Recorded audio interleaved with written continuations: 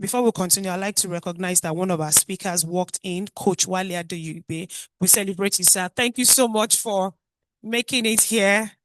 Particularly, I remember the mail, your response mail. You said, I will be there. And I really appreciate it, sir. Thank you so much for coming. But now we're going to have one of our speakers, Mr. Ololade Olayemi, the founder of the Otayemi, pardon me, the founder of the Obra company. He's going to take us in this session. It's a virtual session. And I'll just read briefly about Mr. Ololade Otayemi. He's the Chief Executive Officer of the Obra company. He's a proud family man married with 2 children, a dynamic leader and strategist. He currently serves as a startup mentor at Faster Capital in Dubai, UAE, and has been deeply involved in partnerships and international business development at NBWSMGA USA. He's also the former chief of staff at Ventures Platform and continues to serve globally as a consultant, advisor, and strategist. As a startup advisor, he has trained more than 250 startups and mentored over 1,000 founders and co-founders locally and internationally. He is widely recognized for his passion to equip startups with design thinking and innovation skills, empowering them to create human-centered solutions that address root causes rather than symptoms. Mr. Otayemi is the founder of Obra Leadership Institute, Obra Mobile Devices, and Cubate.xyz. He was also the founding general manager of Premier Hub Innovation Center in Akure, Nigeria. He has further enriched his leadership journey by attending numerous executive trainings, workshops, and certificate programs at prestigious institutions and organizations, including Stanford University, Emory University Guzeta, School of Business, Georgia State University, Georgia Institute of Technology, CNN, UPS, Google, Coca-Cola, IPM, Harlan Entrepreneurial Institute, Atlanta Tech Village, Invest Atlanta, Atlanta Business League, Advanced Technology Development Center, ATDC, Georgia Tech, and Tech Square Labs. Ladies and gentlemen, today we have Mr. Ololade Otayemi taking us on the future of digital learning, personalization, gamification, and AI-driven solutions. Thank you very much, sir. You have the floor now. Hello, can you hear me? Yes, sir, we I can just hear you, want to be sir. sure. All right, perfect. Default in the room, if you can hear me, wave your right hand. If you can't hear me, wave your left hand. Okay. I was going to catch some people. All right, good afternoon, everyone. It's an honor to be here. I'm having a very tight schedule, so apologies that I had to pop in at this time. Um, uh, uh, First, I would like to appreciate the convenance of this conference. Biola is a long-term friend of mine, and I'm really proud of the work he's doing in the education space. Um, I want to say that one of the things that I love is the fact that this conference is saying reimagine education, because this is one of the things that I've made my own personal assignment. Part of it is because I okay, let me just give a disclaimer. I dropped out of school multiple times for different reasons. Um, in Nigeria, just in Nigeria, not I didn't drop out abroad, but in Nigeria. And the reason is because the educational system in Nigeria is, you can agree with me that it's not, I don't want to be negative, but can you guys agree with me that the education system in Nigeria is not 100%? Who agrees? It needs a lot of work. And this is why these kind of conferences are very important. All right, I've been asked to talk about the future of digital learning and how we can leverage AI-driven solutions to optimize, if I can call it that, um, digital learning.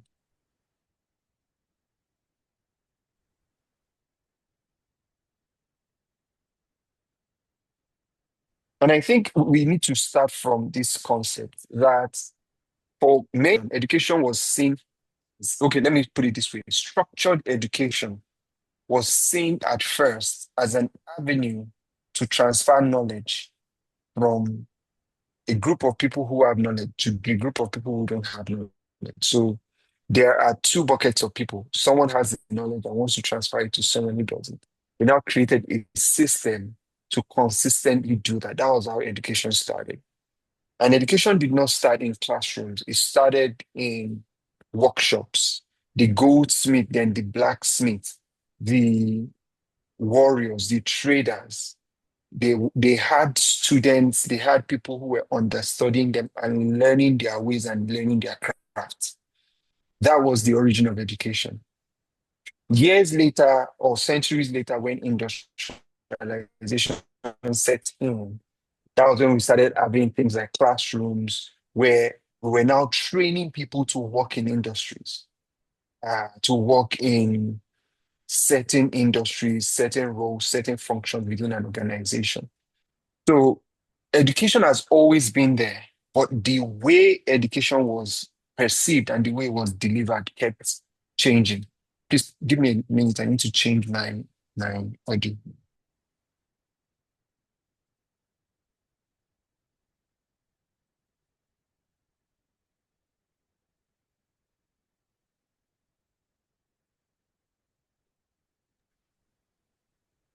All right, can you hear me now? Yes, sir. We can hear you, sir. Am I audible? Yes, sir. Very Hello? Okay. It's having an issue with the other one. All right, fantastic. So we have to go back to the origin of this whole education thing, which is education wasn't designed to just let people know things. It was originally designed to let people have knowledge and know how to apply the knowledge. So I would explain.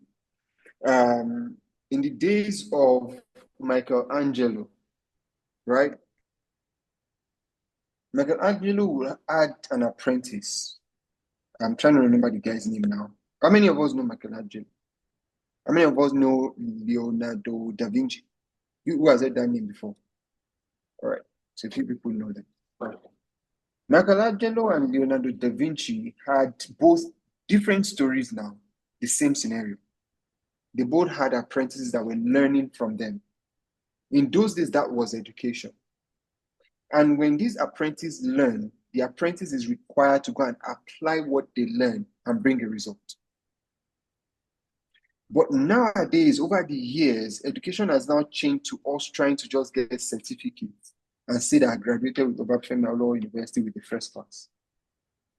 And you would see a first class student of electrical engineering who is afraid of wires. I have a friend like that. In fact, Biola knows the guy very well. This guy finished with a 2-1 in electrical engineering, one of the smartest people in his class. And one day, my dad's an electrical engineer. So one day, this person came to visit me in my house, and my dad happened to be around. And there was something going on. And my dad knew that because we were in school together. So my dad knew that he studied electrical engineering. So this was the issue. Something happened in the house. And by default, my dad just told him, go and check it. And the guy got there and he was shaking and sweating and shivering. And he wanted to throw up, he wanted to pull at the same time. Now, if you ask him, what did you study? I studied elect. I finished with a strong 2-1. He actually did finish with a strong 2-1. But that knowledge is not useful, is not applicable to him. I know we all know those books. In fact, if I ask in the room now, how many of you studied a course in school? And today, what you are doing has nothing to do with the course you studied. Please raise your hand if you are there.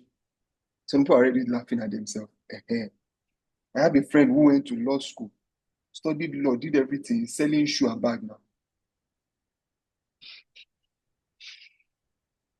We know somebody else. His name is Faust, the bad guy. His father wasted money in law school. The guy is out there giving us hip hop hits back to back. Right? So in those days, education was designed to be applicable. So what you learn is what you use and what you do. Nowadays, we have sort of changed it to just become a means of identification. So if they tell you, describe yourself, my name is Mercy, I studied computer engineering. My name is this, I'm a lawyer. Why? Because we went to law school. But we not ask you one part of the constitution and now say, actually copied in my final exam. So with this now, let's now look at it very well. That the reality is that if we wanted to just base education on acquiring knowledge, and that knowledge is not applicable or being applied, then education would have failed. And education has been failing. This is the main reason why education has been failing for some time and for some centuries now, because it has been focused on just passing on knowledge. And it is not getting intelligence. Knowledge is at everybody's fingertip. You can know anything now by just asking ChatGPT. So knowledge has now been democratized. So if we got into and you know, AI is moving very fast. That AI is now about to, we're now getting to something they call AGI. We've gotten to super intelligence now, where the machine is now very intelligent and the machine can now help humans think. We are getting to a point where they call AGI, which is artificial general intelligence, where the machines will be smarter than us, where the machines will know more than us, where ChatGPT will be able to solve your kidney problem better than your doctor. About a month ago, I launched AI Doctor app, right? If you want, you can download the app. I launched the AI Doctor app that you put in your symptoms, right? And when you put in your symptoms, it analyzes the symptoms and it gives you a diagnosis of the symptom you are feeling. It lets you know what is causing the symptoms, and it gives you natural remedy and treatments that you can use. All done by artificial intelligence. And this was what happened. So a doctor friend, an elderly doctor friend of mine, a mutual friend of myself and Biola, who is a practicing medical doctor, he's been practicing for more than 40 years, right? No, for more than 30 years, pardon me, right? And he said something. He said, even I will be using this your app when I'm diagnosing my patients. What that means is that artificial intelligence is now knowing more than your medical doctor. So why do you now want to go to medical school to go and study medicine? What will be different?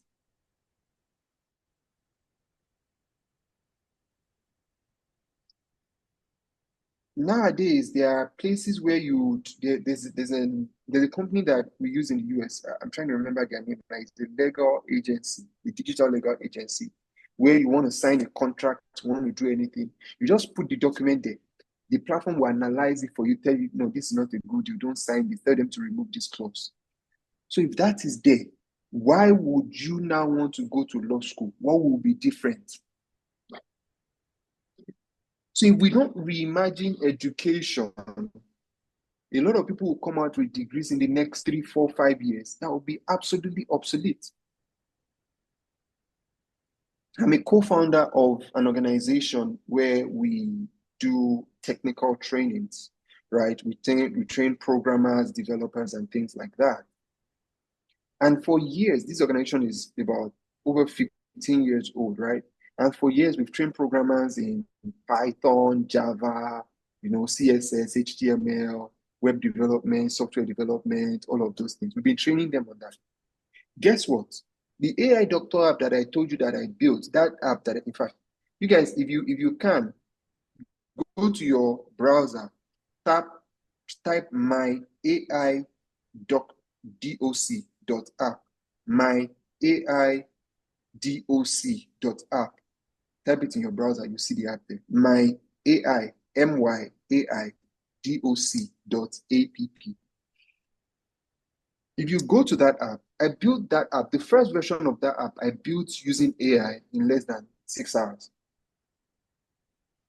Now, we are still in an era where we are still training people 6 months, 7 months, 9 months. In some courses are even 3 years, ADSC, Advanced Software Development, Software Engineering course. It's about, I think about, is it 3 years or 2 years now? I can't really remember now specifically. All right. We are still training human beings to learn to build this and do all of that from scratch. Now, this is the challenge with that. In the next 5 years, you will have an idea. Now, what am I saying? In the next 1 year, you would have an idea that I want to build the Uber for hairdressers. And you go to an AI platform and you tell it, I want to build Uber for hairdressers, and it'll pop out the app for you. So why do you need this guy that we are training?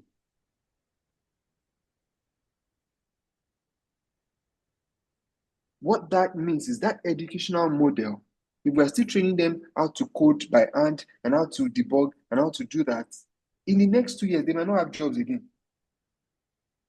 So education across every sector has to be reimagined. From the professional services like medicine to law to technical services like engineering or programming to even what do they call it? Care services, right? Everything has to be reimagined. Because the truth is, the accessibility to knowledge now and resources has changed a lot of things. Nowadays, you want to, so let me now even put it this way, right? So I have a group of people that I have some employees that work with me in my company. And I realized recently that about 4 of them I can easily replace with artificial intelligence. So what that means is that in the next 2-3 months, about 4 of them will be jobless. Because AI can do everything they do, and even better. And AI will not tell me, hey, boss, sorry, I forgot. I forgot to set up that meeting.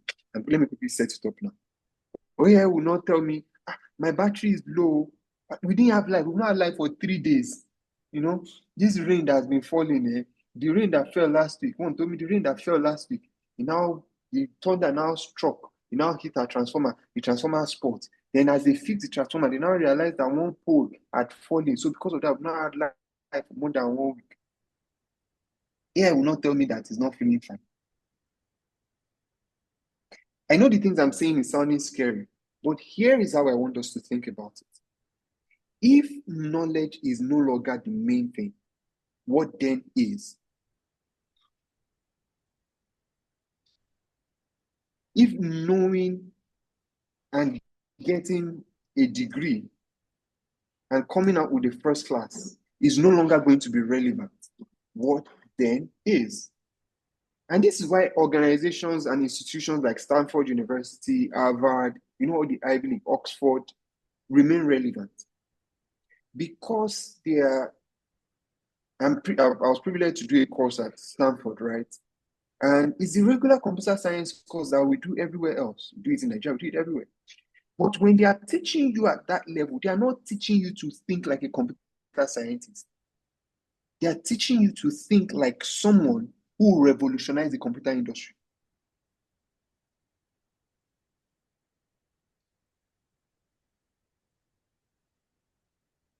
So beyond knowledge, the true goal of education is really the transference of wisdom. Let me explain. Wisdom is knowing how to apply the knowledge that you have to solve problems. So the people that will be relevant in the next 2-3 years are people who are able to apply everything that they know, everything that they have, everything that is accessible to them in solving human problems. So I'll give you an example. So I told you, for example, that this app that I just told you guys that I built now, right?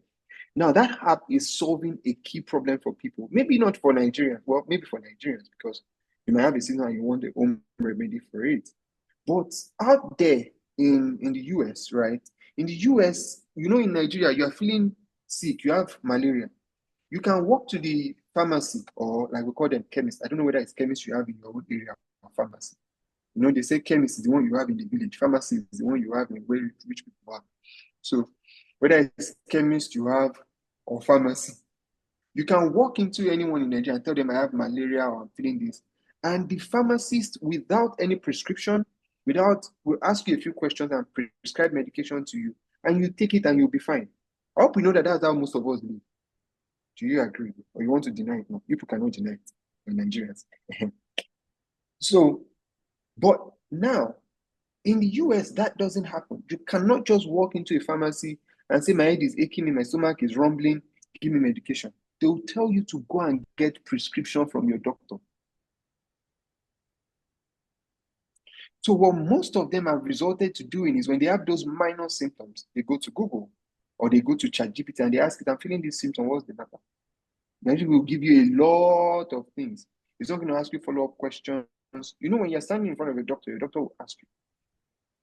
Now, this one will ask you follow-up questions. Is this how you're feeling? This and then you do not know what to prescribe, just like you're sitting in front of a doctor. Now, that is applying a knowledge to solve a real human problem.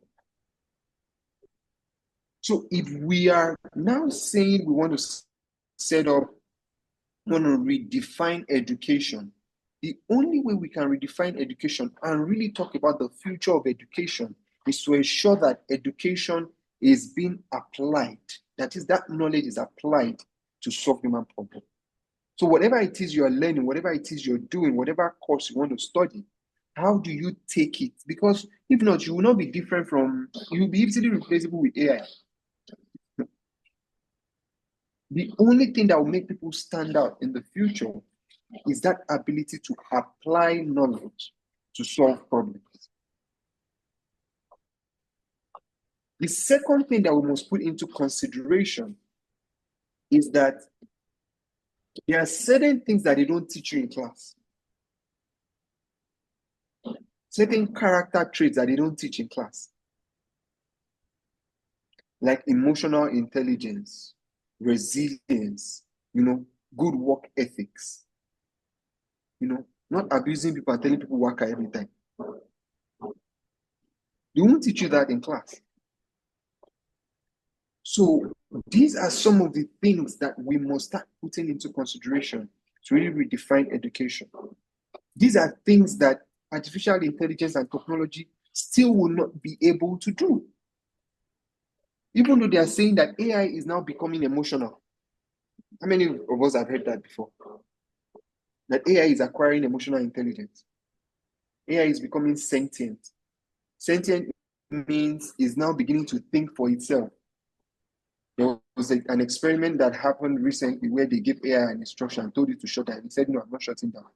And he rewrote the instruction and won't shut down. And he even tried to blackmail the engineer that wrote the instruction.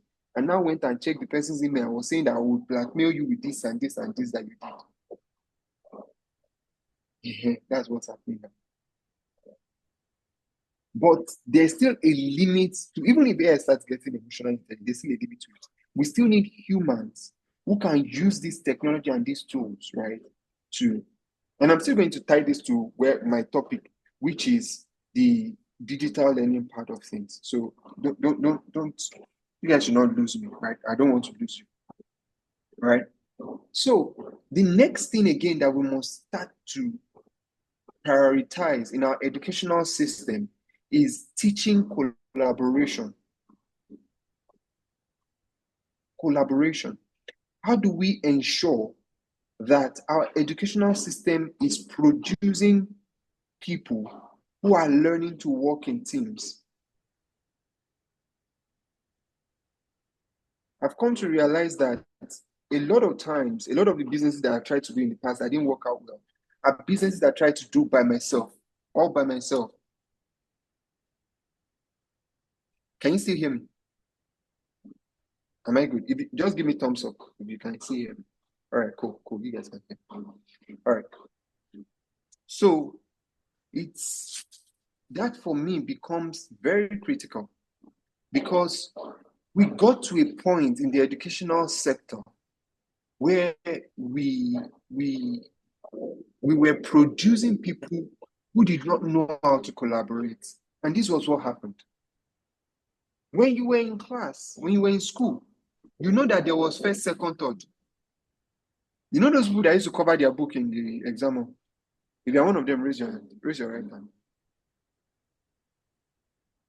Hey, there's somebody at the back, one of them. Those people that they used to cover, all of them, where are they now? Where are they? Go and all of those people that used to cover their book that year, where are they? So we created an educational system that consistently promoted subconscious competition, where you want to be the top of the class, you want to carry first. That time, if you don't carry first, like they used to call it, right? Your mother will now say, the person that carry first, does he have two heads?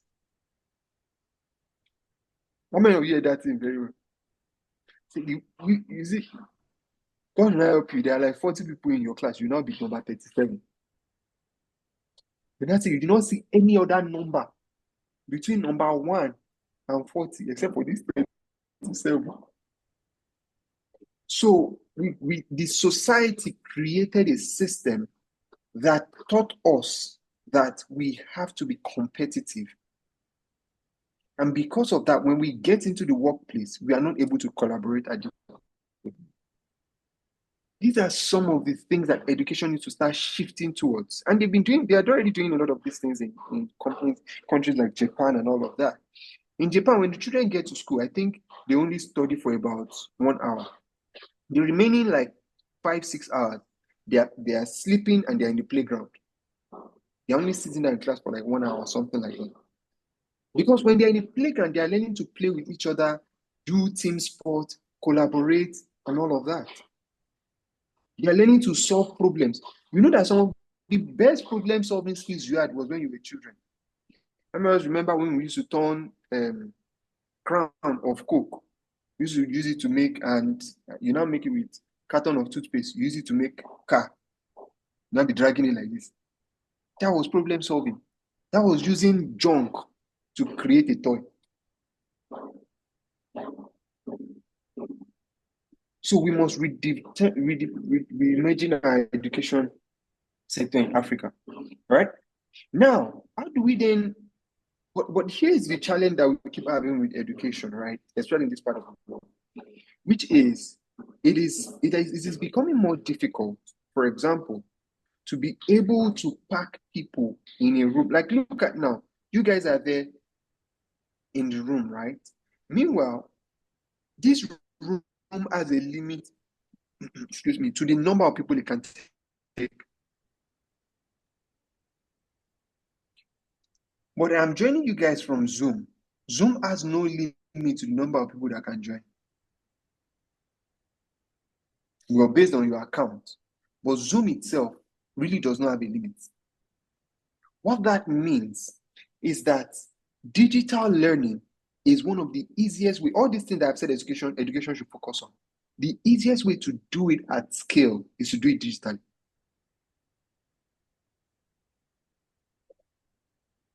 And the digital learning has to now be such that it is personalized, right? Because what you need to learn might not be what I need to learn. What person A needs to learn might not be what person B needs to learn. And there has to be, there's something called gamification principle. Gamification principle is, when you're playing Super Mario, how many of us remember that? You people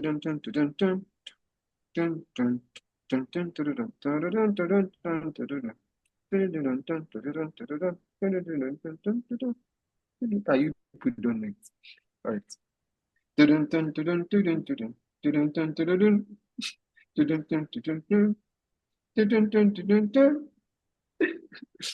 All right. So you're playing Super Mario, right? And in Super Mario, there are various levels. Level 1, level 2, level 3, level 4, until you eventually get the princess. I never got that princess. I think that thing was a scam. But anyway. The whole principle of gamification is such that you incentivize people that when you go from one level to the next, to the next, to the next, human beings we are motivated when we see progress. I hope we know that.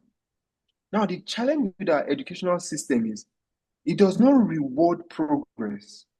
It only rewards end results. Right? So those is, and with that, it's if you're going to now get people to study and learn digitally, you must include gamification, which means progress must be rewarded. Progress being rewarded means that there has to be things that the user is looking for, be things that is changing the educational space, changing the educational sector, making knowledge, democratizing knowledge and making knowledge accessible to everyone. Anybody that is building an e-learning platform, online learning system right now must leverage AI for a number of things. Number one, to learn the learner's behavior, to really know what is this learning pattern, what time does this learning come up, this person come up to learn, how long do they stay on, and then begin to personalize their learning experience for that. Now, for the users, for the students, or no, let me finish with educators first. Beyond just being facilitators and creating platform for e-learning and all of that, you must become mentors to people, because AI cannot mentor people. Mentoring is you are now saying, I've gone through this. This is how to avoid it. This is true education. When Michelangelo and the rest and Leonardo da Vinci were raising their apprentices those years, they would mentor them and not just teach them. Nowadays, our teachers are just mere teachers, they are not mentors. Because with mentoring, you are also helping the person navigating the path that you've gone through. That is what our teachers, our lecturers should be doing. Now, to the student, you must embrace technology as a partner. You know, a lot of people are now, with everything I've said about AI now, a lot of people are now afraid. But no, AI is actually supposed to be your partner if you understand how to work with it and leverage it.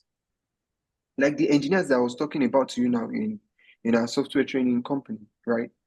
The truth is, the engineers can actually now use AI such that if it would take them 10 months to build an app, they can now build it in 2 months.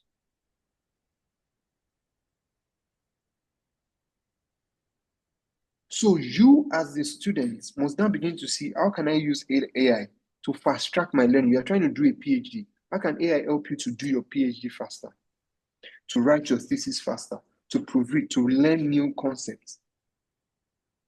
Me, right now, I'm an AI evangelist, if you can call me that, because I believe that this is the future. Anybody who doesn't leverage it would be left behind, even in education. So as I close, I would like us to understand that in a world now that we are, where AI can teach you anything and everything, right? Humans should go beyond just learning for knowledge sake, right? And ensure that education is not just teaching knowledge, but it's cultivating wisdom, is improving our creativity, is helping us to do things faster and get results faster. And most importantly, is helping us to move faster to achieving purpose. This is where I'll stop for now. I think my time is up. Thank you.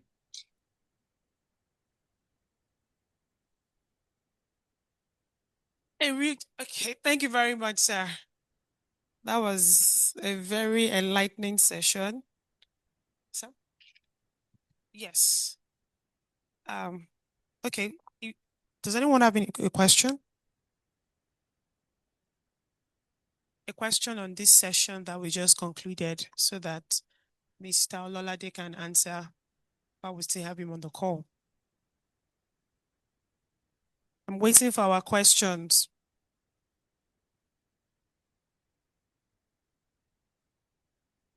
You have a question? Okay.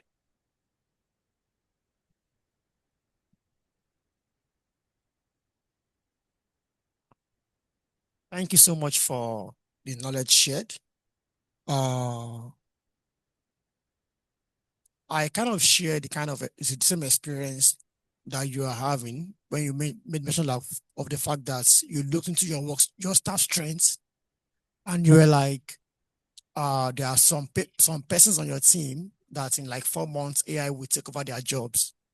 For someone like me, I think sometime 2 weeks ago thereabouts, I have a staff who came up to me and said, they can no longer be taking or accepting the paycheck I give to her every month, that she wants a pay rise. And I was like, how much am I paying you? She said this. How much do you want? She was calling this extravagant figure. And I was like, okay, let's talk. What are you doing for me? I'm going to pay AI less. She was saying, okay, she wants about 300,000 every month. And I was like, what you're doing for me, I will pay AI only 40K in a month and you are gone. Mm-hmm. So convince me why I should still keep you. So my question is, we can't wish AI away. So what can employees do to make themselves indispensable in the current AI age that we are in? That's a very, very good question. I think I mentioned it a bit, but I'll talk about it again. That's a very valid and very good question. You see, if people begin to see artificial intelligence as a All right, thank you, everyone. We're moving on now.